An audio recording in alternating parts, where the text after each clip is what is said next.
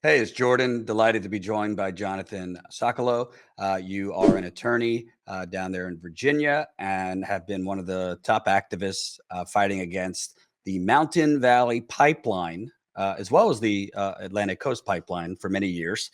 And the national audience might not be familiar with this pipeline, but you're going to be because it seems that President Biden, Chuck Schumer, Nancy Pelosi, in exchange for President Manchin's vote on this smaller Build Back Better package, which included about over $300 billion towards climate.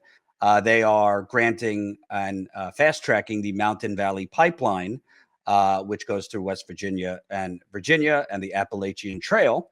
Yeah, that's pretty bad, pretty dangerous. Actually, one of the first stories I covered at Status Coup was down in Virginia, covering this pipeline. Why is profit more important than the planet? Why is the people in West Virginia and Pennsylvania that have been complaining to their governors and to anyone that'll listen that they can't drink their water? The scientists have said, the half-life of some of these chemicals they're dumping out is 1,000 years. So why are our fucking politicians letting this happen? Why are they able to poison people because someone's contributing to their campaign? But don't take it from me, Jonathan. For viewers that are not familiar, tell them about the Mountain Valley Pipeline, what it is, and why this is not an acceptable concession to Manchin. Sure. Well, thanks for having me, Jordan. Yes, this struggle with the Mountain Valley Pipeline has been going on since 2014, and it's been in the news a lot, but not necessarily the national news until the last few days, as you correctly mentioned.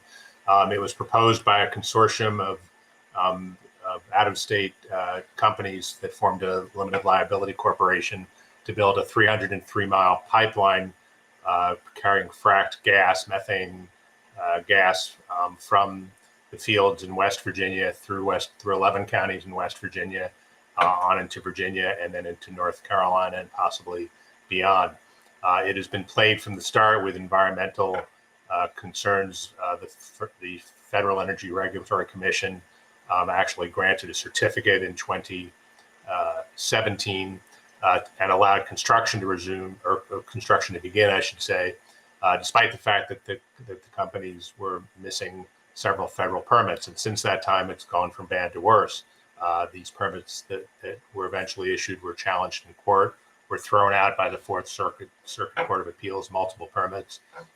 There was a stop work order at some point, which was lifted.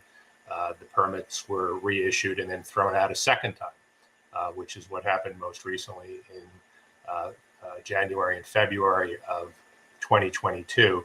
A series of permits were thrown out, which resulted in the Army Corps of Engineers withdrawing its permit to cross water bodies.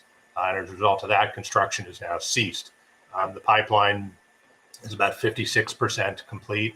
If you follow the news on this at all, you will see the company is claiming that the pipeline is 94% complete. It's an absolute lie. Their own records show it's 56% complete, but it's more convenient to just lie about it and proceed as if the whole thing is inevitable. And what's happening right now is these permits have not been issued, the permits that were thrown out by the Fourth Circuit. They're back with the various federal agencies to review again, to go through it a third time, to see if they can correct the deficiencies that were in place. The company has been fined millions of dollars as a result of damage to water resources and land, erosion and sediment control violations. They were fined by the state of West Virginia, by the Commonwealth of Virginia for these violations. There's additional litigation pending in the DC Court of Appeals. So the thing is basically at a standstill. It's billions of dollars behind budget, billions of dollars over budget, years behind schedule. It was originally slated to be completed and in service in 2018, and it's now 2022. FERC issued a certificate to construct the pipeline in 2017 and gave them 3 years to complete it. By 2020, they had not completed it because they had lost their permits. So FERC gave them another 2 years, and that expires in October of this year. So the company is claiming we're going to be done with this next year. But what do? They go back to FERC and they've just asked them for a 4-year extension of their permit. So that would be 3 in the original, 2 additional years in the extension, and another 4 years. So that's 9 years, they say, to complete a pipeline that was supposed to be completed in 2018. FERC is set to rule on that request for an extension, which is outrageous and pretty much unprecedented, in the next several weeks. And then along comes Joe Manchin, who has been torpedoing the climate agenda that Joe Biden has been trying to get through, and that has been pushed by environmental organizations and by people across the country. And his price for supporting this scaled back version, very scaled back version, is completion of the Mountain Valley Pipeline. So to secure Joe Manchin's vote for the scaled back version of Build Back Better, according to reporting in the Washington Post and the New York Times and other publications, the White House, together with the Democratic leadership in the House and Senate, apparently offered Joe Manchin support for a separate bill that has not been yet, that no draft has been released of yet, but they released a 1-page summary late yesterday afternoon. And this separate bill would be what they're calling permitting reform, which is a kind way of saying accelerate development of further fossil fuel projects, reforming procedures to review and issue permits under the Clean Water Act and other federal laws, and to specifically direct the relevant federal agencies to issue approvals for the Mountain Valley Pipeline. So this is a separate deal that apparently has been reached to be introduced in September with support from the Democratic leadership in the House and Senate. And this was given to Joe Manchin as the price for his vote on the scaled back version of Build Back Better. The community is involved, the environmental community, the frontline communities in West Virginia, and North Carolina will not stand for this. We will fight this with everything we have in our tool chest to defeat the Mountain Valley Pipeline, which, in addition to the damage it's already caused during construction, would be a climate change disaster. It would add the equivalent of 19 coal-fired power plants in terms of greenhouse gases. It would be the equivalent of adding millions of cars each year to the roads.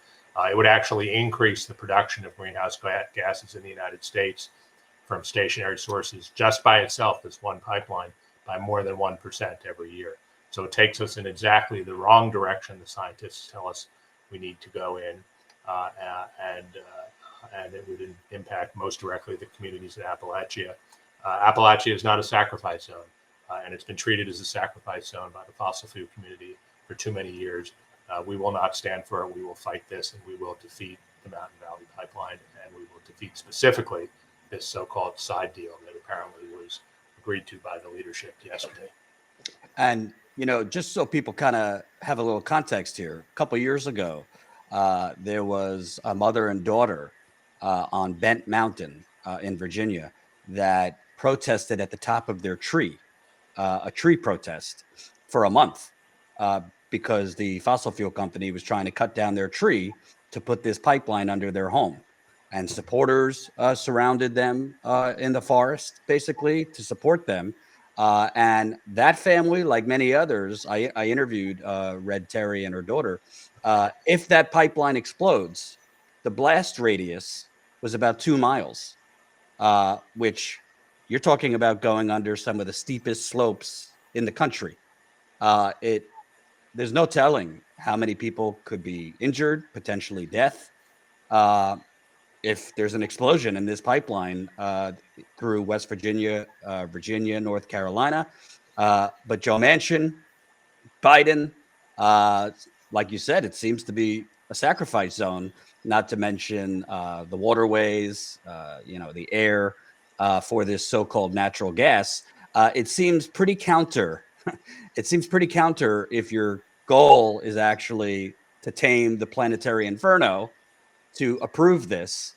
But it kind of goes along with, in my view, Biden's weakness in the face of Joe Manchin for the last year or so.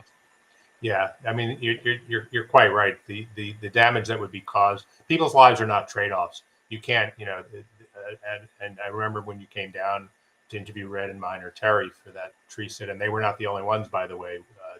The pipeline resistance community in Virginia and West Virginia, to borrow a phrase, has used an all of the above approach when it comes to fighting this pipeline, including direct action. And there were tree sits at the Terry property. There were tree sits elsewhere. There was a tree sit at the Yellowfinch in Elliston, Virginia, which lasted more than 900 days. And the pipeline on Red Terry's property would go within about 100 feet of her front door. So, I hear people talking about necessary trade-offs. It's easy to say that from a position of privilege, but if that necessary trade-off was a 42-inch fracked gas, highly pressurized bomb buried across the street from your house on Market Street or somewhere else, then what do you tell your kids? Sorry, kids. It might blow you up. It might pollute our water, our drinking water. It might ruin our land. But you're a necessary trade-off for the better good. People's lives are not trade-offs. Whatever position people want to take on the Build Back Better, scale back version of it is fine. But this deal will not stand. This deal to trade people's lives for purchasing of one vote in the United States Senate. And also, we don't need to get into the whole history, but there's a long history of, frankly, the Democratic Party selling out its constituents. Terry McAuliffe, when he was governor in Virginia, made backroom deals for this Mountain Valley pipeline. What's his name? Governor Northam. That was his name, right? Yeah, Ralph Northam. Northam didn't do anything. He ran on environmental justice and all that. He was, didn't do a lot to stop this. So we know Republicans don't care about the planet, but, with Democrats like this, and you mentioned whatever your position on Build Back Better, listen, I know some people say, well, something's better than nothing. Well, this slimmed down package, you basically have over $300 million in tax incentives. I mean, if you've noticed, London was on fire recently. The heat waves killing over 1,500 people in Spain and Portugal. I don't think this slimmed down package in exchange for the Mountain Valley pipeline is enough, really, to actually put a dent in the climate crisis. And like you said, you cannot sacrifice, Appalachia for that. Well, you have, the only incentive you need for a deal like this is not tax breaks. What you have the incentives, you have the news, you have what the scientists are telling you. The planet is on fire and it's getting worse. And it's going to be worse for our children and our children's children. And I hate to think about 7 generations hence what they're going to deal with. That's the incentive to deal with this. And what Joe Biden should be doing and should have done a long time ago is declare a climate emergency and act like it was an emergency. He just said last week, I believe, that he was going to, when there was talk about him announcing a climate emergency, which he didn't, he said, I'm going to act like it is an emergency.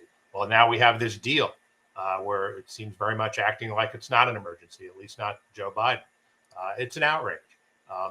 We need to do something to reverse the course that we're on, or the scientists are telling us. We're going to pay the price. We already are paying the price. And people in frontline communities, particularly in communities of color, are paying the price as they always have. And now Appalachia is being told you got to pay the price again. It's not going to happen. Not on our watch. Absolutely. Thank you, Jonathan. And like Jonathan said, there's a whole lot of people for years that have been fighting this. So in West Virginia and in Virginia, North Carolina, we'll stay on it because, frankly, the pundits are just checking this off as a victory for Biden and kind of reporting on it through the prism of, politics as sport. But there's actually, real people that live on the path of this pipeline that are in, danger. So that's right, and they're not going away, and they're not going to give up. And as I said, this deal really shows desperation on the part of the fossil fuel industry and the Mountain Valley Pipeline in particular. They've given up hope of getting this approved through the normal channels, because if you go through the normal channels, the permits would not be issued. So they're going through this bizarre, abnormal channel to try to force something through that current law simply says should not happen. That's why they've lost their permits, because their permits violated federal law. They've lost multiple permits multiple times. The pipeline project should be canceled, and we should be done with this and start about the business of repairing this planet. Oh, and one more thing. There's also no need for this pipeline. There is no demand or massive need for extra natural gas. At least there wasn't years ago in Virginia. That's right. That's right. And now they're their story changes with the month. So now their story is, well, we need it for export. When for years they denied that this gas would be exported. They said it's going to be used for domestic consumption. Domestic consumption is flat, and the demand for electricity in this part of the country, at least, is flat. So now they say, well, we need it to fight Vladimir Putin, which is a whole separate discussion. But the idea that you deal with a fossil fuel dictator by building more fossil fuel facilities and increasing the demand for fossil fuel is just ridiculous. And it's just another one of their sorry attempts to justify a project for which there is no need. What there is a need for is to put a stop to it. Thanks again, Jonathan. Thank you, Jordan. All right. Take care. Thanks for watching, and make sure to tune in to Status Coup's daily live stream Monday through Thursday at 5 o'clock Eastern Time and Fridays at 4 o'clock Eastern Time.